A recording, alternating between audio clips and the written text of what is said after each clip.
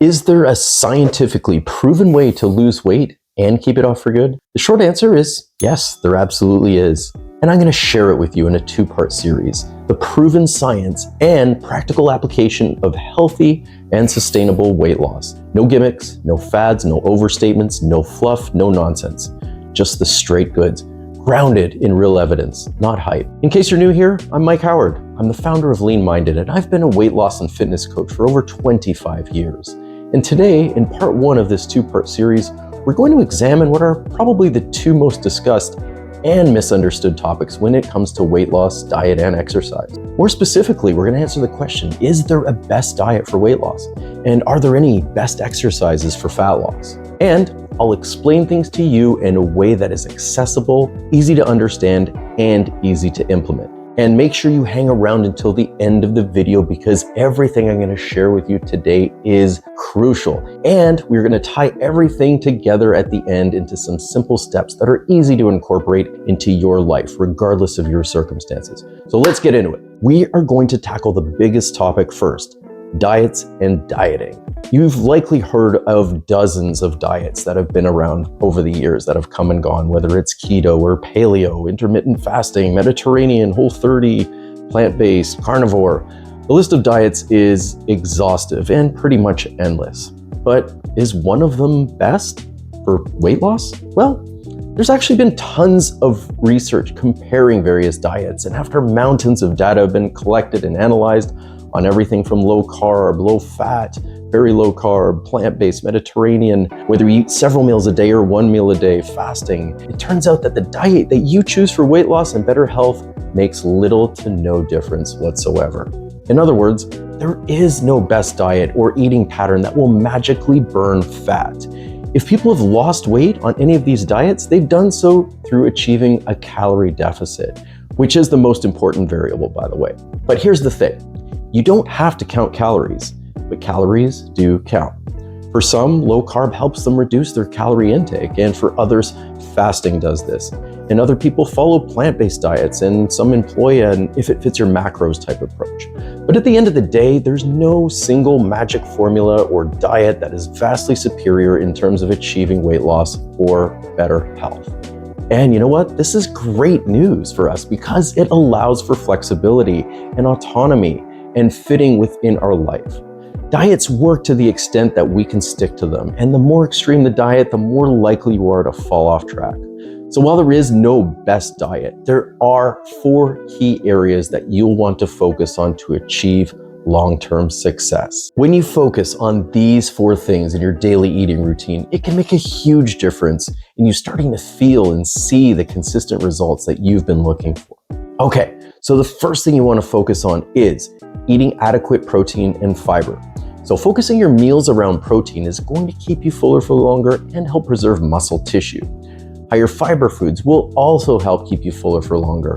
These include things like veggies, fruits, legumes, whole grains, and other things with high water content. Try and center every meal around a protein and or fiber combination if possible. I like the 30-30 guideline, where we try to get 30 grams of protein per meal and 30 grams of fiber per day, not per meal. Don't overcomplicate it. You can choose any protein that you like and try to get the majority of your fiber from fruits and vegetables, if at all possible. Okay, moving on. The second thing we want to focus on is eating out less and eating from home more. So this has become much more of an issue, especially in recent years, particularly with the rise of delivery apps right at our fingertips. And if you're like me and you live in a big city with countless delicious foods options, it can be very, very tempting to just order any of your favorite meals right to your door, straight into your mouth. I can pretty much order anything imaginable within 30 minutes. And it's especially tempting at the end of a long day when you're exhausted, you're stressed, and the very last thing you feel like doing is cooking dinner.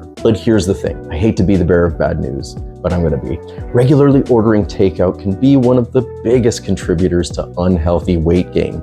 Studies have consistently shown that eating out, whether it's fast food, full service, or takeout, prompts us to eat on average 200 calories more, not to mention the increases in sugar, sodium, and undesirable fats. And considering the average American eats out 5 to 6 times a week, that equates to an extra 1,000 to 1,200 calories every week, which can equate to gaining 1 to 2 pounds a month. Add that up over the course of a year, it's 10 to 15 pounds more in a year. I'm pretty sure that's not what you're looking for. So what should we be doing instead? Well, cooking from home is the way. That's one of the best ways to achieve sustainable weight loss, is to practice some form of meal prep and cooking from your house. Because when you cook from your own home, you have direct control over both the portion sizes as well as the ingredients that go into what you're cooking. Will this take some more time and effort? Yes, absolutely it will. It will take practice, it will take reps, it will take a lot of patience, particularly in the beginning if you're not already practiced and efficient in a kitchen. It will become second nature to you though, I promise, as you get more practice, as you get more reps in cooking these healthier meals. Because making a habit out of cooking from home more often will make it easier to consume better quality food and hence consume fewer calories over the course of a day and week and year. Plus, it will also help with the third area of focus, which is eating fewer ultra-processed foods. So what exactly are ultra-processed foods? Well, I'm referring to foods that are in the stores that have long shelf lives, that are boxed or bagged, that contain a long list of ingredients that give them this long shelf life, texture, and extra flavor. Basically, we're talking about all the delicious ready-to-eat foods like the chips and crackers, the candies, the cereals, the granola bars, the frozen desserts, and the Kappa Frappuccino things that we order at our favorite coffee shop. I think you get the idea.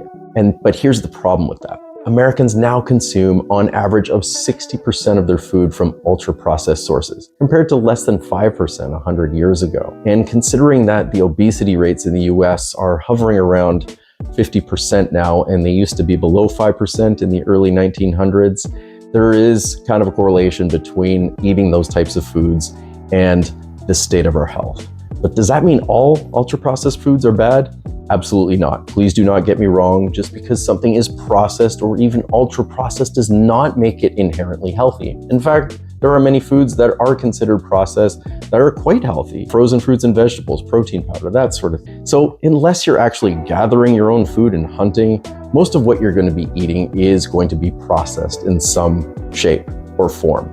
But the main goal here isn't to eliminate all processed foods so much as it is to eat fewer foods with long shelf lives. We're talking about the highly palatable, high calorie foods that are low in nutrients. Those high sugar, high refined carbohydrate, salt and fat bombs that aren't filling and coax us into eating more and more of it. So what should we be eating instead? Well, eat as many whole foods as humanly possible. That's fresh meats, seafood, eggs, vegetables, fruits, legumes. Some dairy products like cottage cheese and Greek yogurt are also good options. And definitely drink plenty of water. Simple, not easy, but simple. But I do have one more bonus topic on eating and nutrition that hardly anybody talks about, which is a shame because it's actually super important. But before I share that with you, if you've been enjoying this content so far, you'll want to check out my free resources that I have linked in the description below that will give you even more information on how to lose weight and keep it off for good. Okay, so moving on to the final, yet really important point on eating and nutrition. Well, the what and the how much you consume in forms the nutritional basis of weight loss and healthy living. It's the why and the how you eat that plays a crucial role in the sustainable weight loss and living your healthiest life. Which brings us to our fourth area of focus, which is eating mindfully. So what does it mean to eat mindfully? Eating mindfully means eating in a way where you are paying attention, eating slowly, and enjoying your food using multiple senses like sight, smell, taste, mouthfeel. People who practice some form of mindful eating tend to lose weight faster.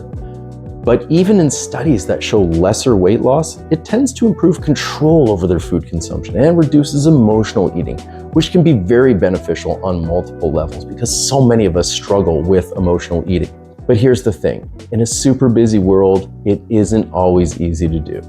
I'm gonna guess that your life is pretty busy, chaotic even at times, and even unpredictable with a lot of moving parts. So, with many things demanding your attention, it's understandable if you don't give much thought on the hows and whys of your eating. But with some time, with some practice, with some diligence, with some consistency, you will be better at it eventually. You see, mindful eating is something of a meta skill. It's a learned behavior that can support the development of other skills in your life. I like to think of mindful eating as kind of a secret sauce that allows you to eat in a way that sustainably helps you lose weight, keep it off, and do so in a way that feels gratifying and promotes a healthy relationship with food and self, because that is super important. And building a healthy relationship with food and yourself can be one of the most crucial things that you can do for weight loss and improving your overall health and well-being. So next, I want to talk about exercise. This tends to be yet another highly misunderstood and controversial area of weight loss, particularly as, again, people tend to overcomplicate it. Do you have to go to the gym? Do you have to do cardio or lift weights or both? How often should you exercise? And are there any special types of exercises that will help you lose fat faster or be able to burn fat off of specific body parts? I could go on and on, but you get the idea. The sad truth about exercise and weight loss is that it actually doesn't make that much of a difference. Sadly, I know. At least when you're losing weight. When you're maintaining weight though, that's a different story, and exercise does become more important, as does specific types of exercises. But when you're in the beginning stages of this weight loss journey, I highly recommend keeping things as simple as possible. You should try to be active daily. You should try to get as many steps as you can. You should do things that you enjoy, that get your heart rate up a little, and try to get your heart rate up a lot, but build up to that. And do so in ways that are enjoyable to you, or at least not overly painful or uncomfortable. And you should do these things first and foremost for better health, not weight loss. Exercise is by far the biggest lever we have to make health improvements and improve our health spans. But the real truth when it comes to cardio, you don't need to worry about fat burning zones or being in zone 2. And please do ignore the calorie burn figure on your watch or your treadmill, because those are woefully inaccurate. And your inability to lose weight is almost never due to not doing enough cardio. Instead, I'm going to convince you to shift your focus on being more active. Dedicate yourself to lifting weights at least 2 times a week, using bigger movements, multi-joint movements. This doesn't have to be in a gym or involve iron, like barbells and dumbbells. A resistance band, a mat, and your own body weight is all you need when you're starting out, and a little bit of square footage.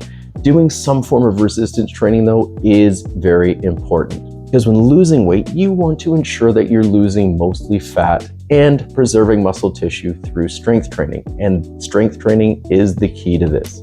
When it comes to consistent fat loss, though, it all boils down to this.